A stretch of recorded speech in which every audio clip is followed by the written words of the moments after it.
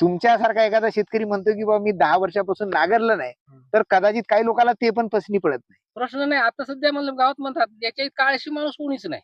बरं. कारण मी वावरात काम करत नाही म्हणून. हा. माझ्या वावरात आता सध्या अशा खोडक्या उभ्या आहेत. पाणी पडलं की येचून घ्यायच्या वखरानं.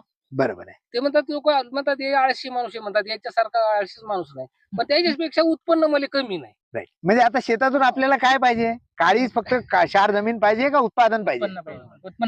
उत्पन्न महत्वाचं आणि त्यांना उत्पन्न येतंय. येते. आता हे उत्पन्न येण्याचं कारण काय आहे? याचं सर्वात महत्वाचं कारण आहे की जेव्हा तुम्ही जमीन नांगरत नाही तर झाडाची मुळं कुठं राहतात? तणाची मुळं कुठं राहतात? पिकाची मुळं कुठं राहतात? जमिनीत.